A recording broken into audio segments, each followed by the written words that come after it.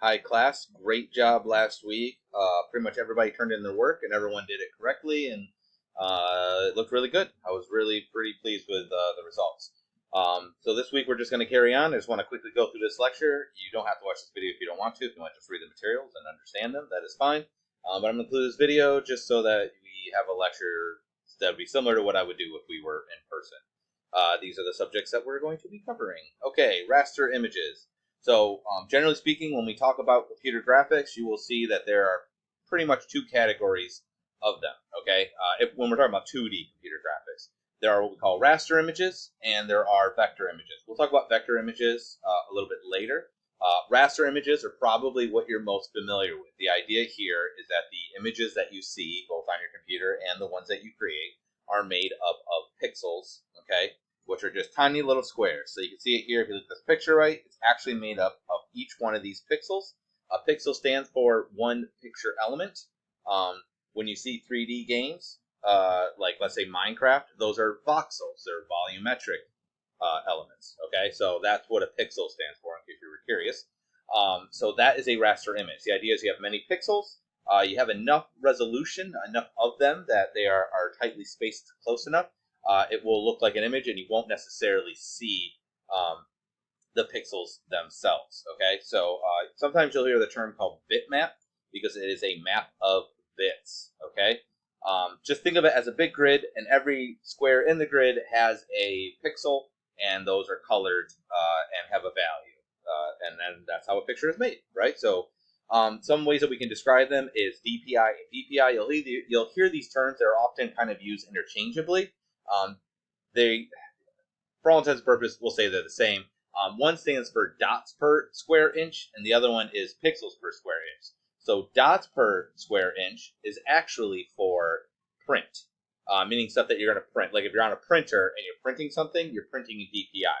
PPI is for screens or emissive displays, right? So TVs, projectors, things like that. Things that are shooting light out at you, not things that are receiving light, like something that's on a piece of paper or whatever, right? Or that's painted or drawn. So that's DPI. But the main thing here, regardless of whether, I even think inside of Photoshop, I think they actually use DPI and not PPI, but it should be PPI.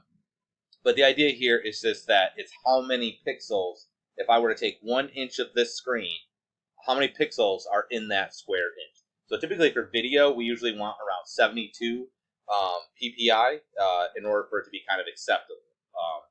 For print, we usually print at 300 DPI. That's pretty much, it's a good enough resolution that when people look at it, they're not going to see the individual dots. It's basically a high enough resolution. For video and things like that, because you're refreshing the screen so often, doing a 300 DPI is very high, and it would require a lot of processing power, a very dense screen. Although actually, if you were to look at, like, let's say the phone screens these days are above 72. I don't know what they are. Every phone's different, but they're very high resolution, so you really can't see the individual pixels. But if you were to go get up close to a large TV, you will see the individual pixels. Okay. Okay, so that's the idea. So the higher number of the pixels, the higher resolution of the image, the nicer it will look, right? So what we don't want to get, you don't want your image to be pixelized.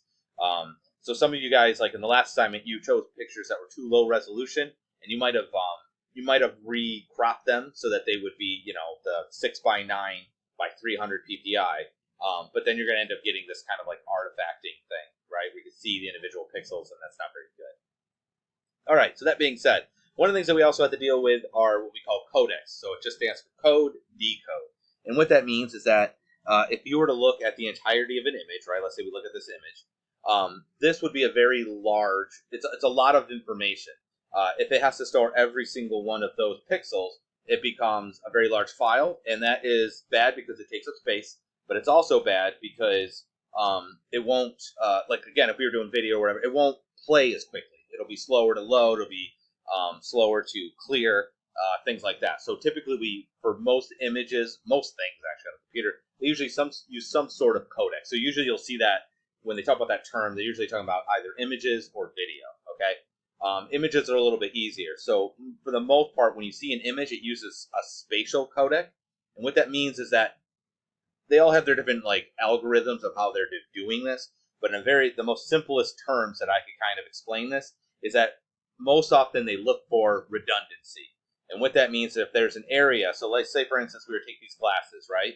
Instead of going one white pixel, one white pixel, one white pixel, one white pixel a whole bunch of times, then going black pixel a whole bunch of time, then white, black, white, black, white, black, and going all the way through, that would be a lot of information. So instead, what we would do is we would store it, do 20 by 3 white pixels. Then we could say do, one by whatever this is, it's like 18 black pixels. Then do 2 by 1 pixel. And you can see that would be a much smaller number to store than it would be to store every single one of these, okay? And so oftentimes when you see compression, you'll see that there'll be areas of like, where there's supposed to be a gradation, like there's supposed to be more steps of color, you'll see that it'll just go directly from one, and you'll see there's less color depth. So it's not as high resolution. And so that is one of the things that you will see. And so when we use codecs, they look for it. Now, certain ones will work under certain circumstances very well, and certain other ones will not. Sometimes they're even used for other purposes because they can store extra information, metadata, if you will, right? So like Photoshop has extra information, like layers and adjustment layers and smart objects and all the different things that it can have stored into the file, all right?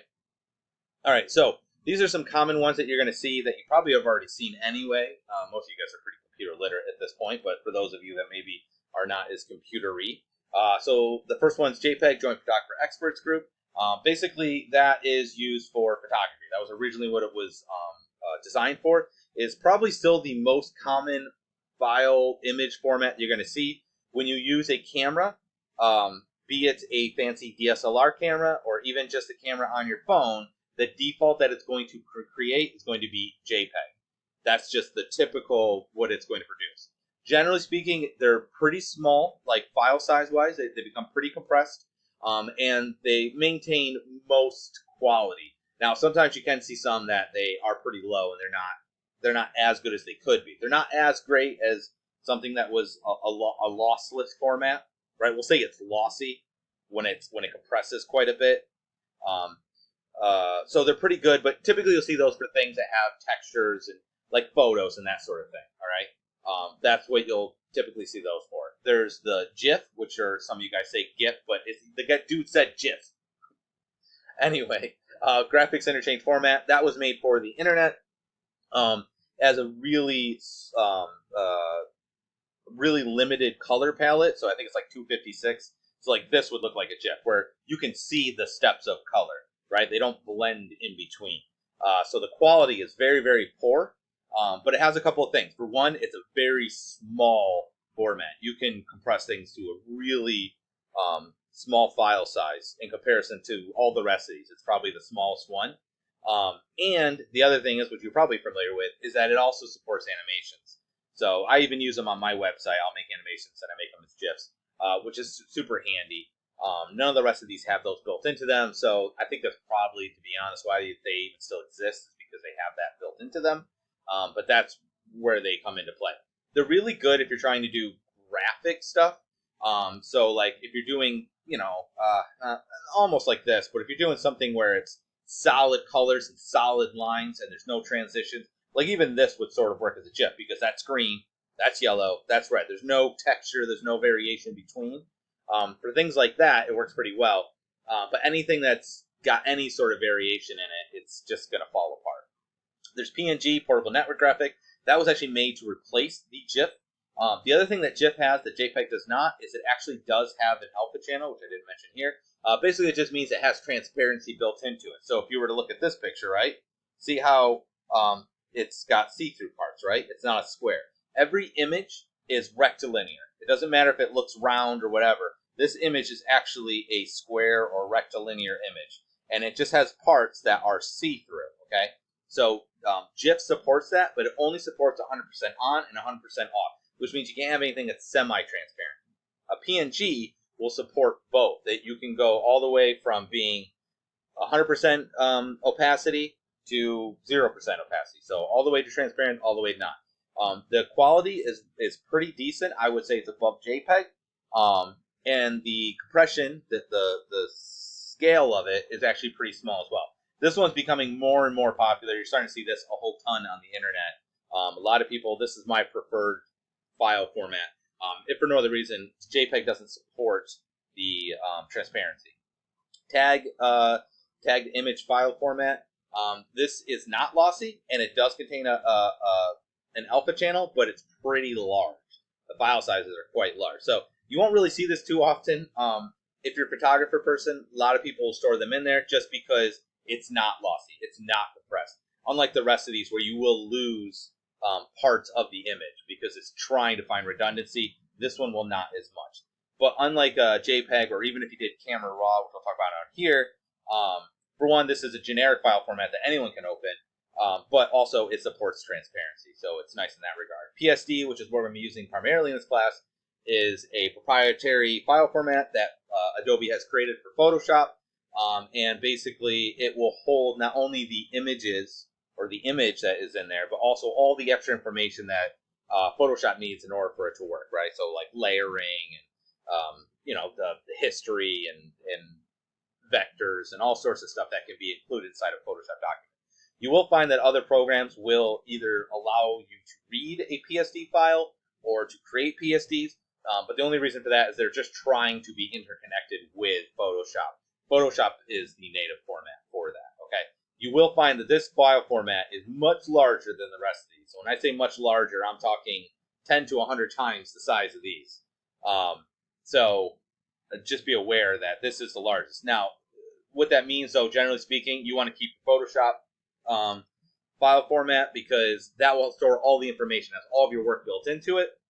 However, what I would suggest is whenever you do any of your work, just for your own purposes, save it as a PSD, but then also save it as one of these file formats. That way, if for some reason you don't have Photoshop or you want to show it to somebody, you still have that other version. Because if you have it as a PSD, you're only going to be able to open it inside of Photoshop or some other program that is able to open up PSDs. That being said, those other programs are not going to open them up in the same way. You'll see there'll be a loss in translation between the two. Camera Raw is probably the last file format that you're really going to be dealing with. Camera Raw is if you're using a DSLR camera, meaning like the fancy ones where you turn the lens and you can focus and all that, like a specifically made camera.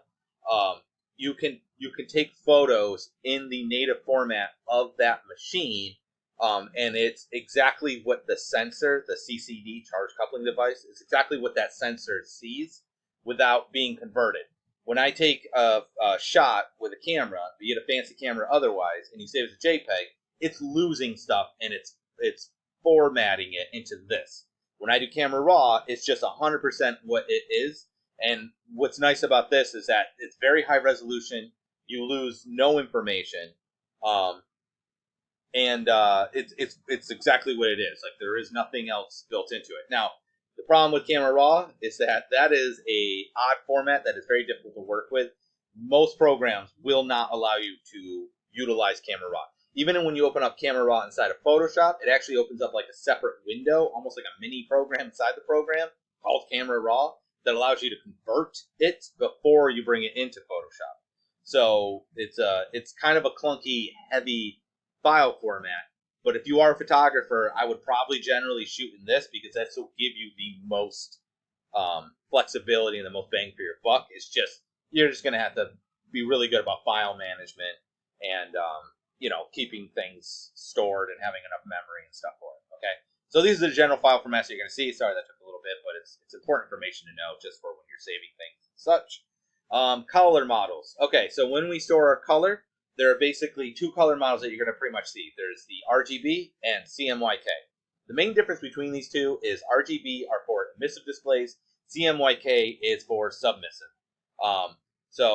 Where RGB is additive, right? Meaning that when you take each color, you end up with white. Okay, so I don't know if you remember your 6th grade science where you take the little prism and then you put white light through it and you can split the light into all the color, all the strands of color to make a rainbow, right? But then you can take that and put that into another prism, the rainbow, and it will combine together to make white. That is what you see here. So when you're looking at a screen, you're looking at a screen right now, the way that it's producing the colors that you're seeing is that it has subpixels, if you will, inside of each pixel. If you look really, really close at your pixels, you'll see there'll be a red band, a green band, and a blue band that, when combined, form all the colors that you see on your screen. And they are red, green, blue. Okay, so the idea here is your screen is shooting out the colors that you're seeing, right? It's shooting out green, it's shooting out red, and it's shooting out blue. And it uses a combination of those to get the full spectrum of color. So all screens are RGB, like that's what you're seeing. Now, there's a disconnect here, because when you print stuff, that is CMYK. So depending on what kind of printer you have, you'll know, like, oh, I have to refill my cyan, my magenta, yellow, or black, which is actually key plate, right? So the idea with this, though, is that these are things that light hits it and bounce off of, right? It's absorbing light. So when you see something that is black, what you're seeing is the absence of light. All the light's hitting it, and you're getting nothing back. So it's just, you're seeing a hole, really. So that's like when you wear black, you get really hot, right? But if you wear white, you will stay cooler. It's because when light hits the white, all the light bounces back off of it, right? So it's subtracted. When you combine all of them, it's absorbing all of the light spectrums.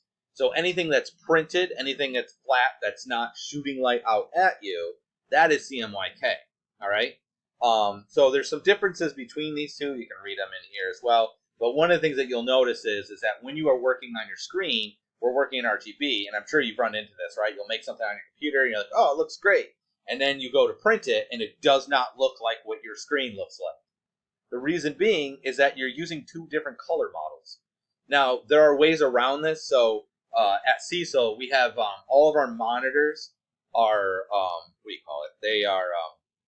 they've been tuned with our printers specifically and with the lighting in the room in order to match. So we have specific printer drivers and files that when you print from the screen at the school, it should appear like what you were working on inside of Photoshop.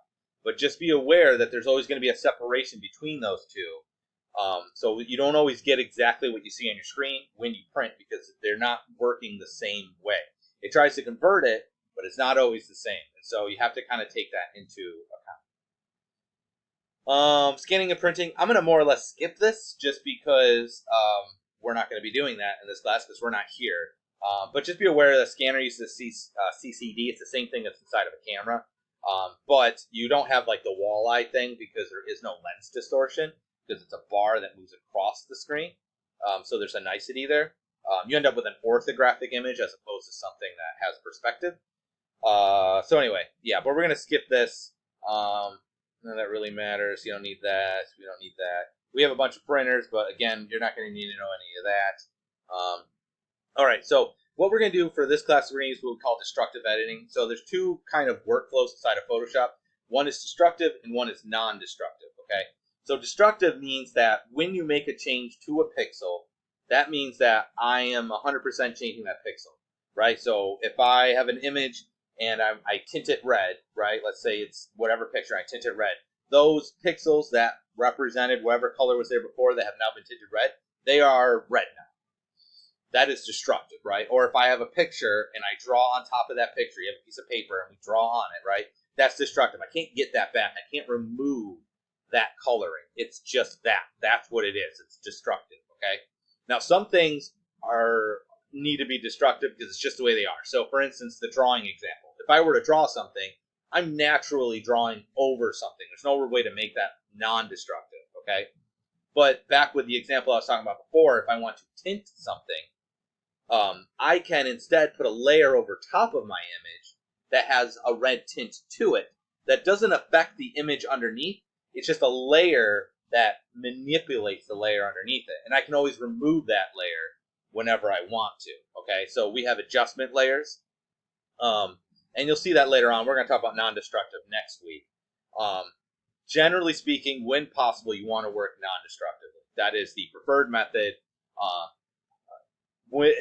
You try to do that all the time, because what ends up happening is if you do things destructively, let's say you don't like something that you've done, you have to go all the way back or undo all the things that you've done. But if everything you've done has been non-destructive, you can merely remove the parts that you don't like. So again, with the red tint example, let's say I was doing real world and I have an image, I could take a red piece of cellophane, right, put over top of it, and now everything's tinted red. But if I don't like the red on that image, I can just take that red cellophane off, and my image is still there. As opposed to if I was doing destructively, if I have my image and then I take like, red watercolor and I just paint red over top of it, I've permanently changed the image. I can't take that red back off. So when possible, it's best to work non-destructively. Some things are not built that way. So for instance, we are going to be using content-aware tools. All right? Content-aware tools are naturally destructive. There's ways of working with them. We can kind of make them not destructive, but they're generative. So what that means is with content-aware, it allows you to basically take an area. You can paint an area, and then Photoshop will look at the area around what you're doing, and try to fill in that area based on what's around it. So that's why it's called content aware. So it will look around. So like, let's say for instance, I had a sky and there was a cloud in the sky, and I don't like the cloud. With content aware, I could take a brush. I could use, let's say, the spot healing brush, and I could paint over that cloud. Just make sure I cover the whole cloud. And then when I'm done painting over the cloud, it will remove the cloud and then look at the sky around it, and then it will replace it with the sky around it to remove that cloud. Okay? Let's say I had a tree in front of a brick building, right? If I don't like that tree, what I could do is use the patch tool, for instance, and I could draw around the tree, okay, with a lasso, and then that will make a selection, and then I could just drag it over to where the house is, and it will sample the house and replace where the tree was with the brick from the house. So it'll look at what's around it in order to generate what needs to be in there in order for it to function. So you'll see that we're going to do that in this assignment here, and it will make more sense while we're doing it here. Okay? But that's what content-aware stuff is. So to me, this is like the magic-y stuff. I think this stuff's super cool. It's always amazing what you can do. All right? So these are generally the content-aware tools. There's actually some more now as well. But these are the ones that we're generally going to be working with. Here's some hotkeys for Photoshop. I would suggest learning these. If no other ones, I don't care about you learning these ones that are kind of Photoshop specific, but these ones you should know. So Control Z or Command Z is undo, right? Step backwards undo, but like copy Control C to copy, Control V to paste, or Command C to copy, Command V to paste. These are things where you're going to find that these are universal. Even this Command or Control plus and minus. If you do that right, if I do it right now, it zooms in. Like that works in a bunch of different programs. Control S or Control Shift S, which is save as. I don't have that one in here. These are generic ones that you're pretty much going to want to be able to use for whatever program you're doing. So you should just know these as a general computer user. These are the ones that are specific to the tool. So like if I hit E, it's going to be the eraser tool, right? And if I hit P, it's the pen tool, and T is the text tool, and V is selection. The thing is, honestly, you could just look at the toolbar on the left and just click them. I don't think it's that big of a deal to really know these, but these you should know because these are useful. All right. So this week's assignment, you're going to do an image restoration. So what I want you to do is find an old photo. It doesn't even have to actually be old. What I want you to do is find a damaged photo that you can make new again. So maybe you had like a girlfriend, a boyfriend, and they were a real jerk to you, and they broke up with you, right? And so you ripped up their photo, and you're like, why'd you do this to me? And then, next month, they're like, hey, let's get back together. Like, oh, boy. Well, now your photo's all ripped up. So what I want you to do is, like, scan that photo in and, like, take all the tears out of it, right? Heal all the problems. Or maybe you had a photo of your dog, and you got a new dog, and it saw the photo of your old dog, and it peed on it. Now it's got a big old pee stain on it, right? This actually happened. The first class I ever taught character design, I had to do final portfolios. And I was like going through them, and I had them on the ground next to me, and my dog peed on all of their work. I was like, oh god. Anyway, but maybe the dog peed on it because he was like, I don't like this other dog. I'm your dog now. You could go through and remove the water stain. You know what I mean? Things like that. But maybe there's speckles or creases or folds. Basically, the more damaged the photo, the better. Okay. This is a really nice one that if you want to do something as like kind of a gift for like a grandparent or a mother or something like that, you can take an old photo and basically restore it for them.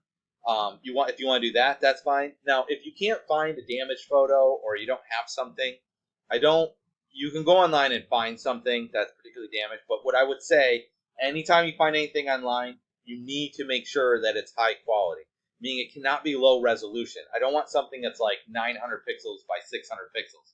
That's not enough, right? Remember, we want to do 6 inches by 9 inches by 300 ppi. It's one of the requirements, right? So if it's 6 inches by 9 inches at 300, that means it's 1800 pixels by 2700 pixels because it's 6 times 300. So that means it needs to be, 1800 pixels up by 2700 pixels across, or vice versa, depending if it's landscape or portrait. All right. So that's a lot of pixels. Now, you're probably not going to be able to find an image that's that crappy at that high resolution, but I need you to find something that's decent, okay? Because when your images are not high quality or they're not high enough resolution, it doesn't matter how good of a job you do. It's just not going to look good, okay? So if you do have to find stuff on the internet, try not to, but if you do have to, please try to make sure that they are high resolution enough to work with, that it gives you something, okay? So what you're going to do for this assignment is, as always, project cover sheet. Most of you guys did a pretty good job. A couple of you did like one-word responses. You're going to get a one-word response grade, okay? So please don't do that. A bunch of you, though, were very thorough and were robust in your writing. You need to do, you're going to submit the 2 images. I need the original and I need the restored version. You can just do them as layers if you want. It doesn't actually have to be 2 separate images. I know I write 2 in here, but it needs to be 6 by 9 by 300 ppi. All of the images are that way unless otherwise specified. So all the assignments are like that. You're going to use the destructive tools. I'm going to see how well the job did with removing specks and creases and damaged parts, and then also the non-destructive stuff. So I want to use the adjustment layers. So like if there's a yellowish tint, try to remove that. Use photo filters and things like that, right? Sharpen it, things of that sort. All right. So these are the 4 things. Here's a video tutorial. Please just here's the file I use in it, so you can do it with me if you want, and then do your own, or do your own while you're watching this. But you're going to watch this, and this will explain how to do the assignment. And then make sure you also upload your stuff onto the discussion boards. And then that would be it. So good luck this week. Hopefully you enjoy this. I find this one kind of a fun assignment to do.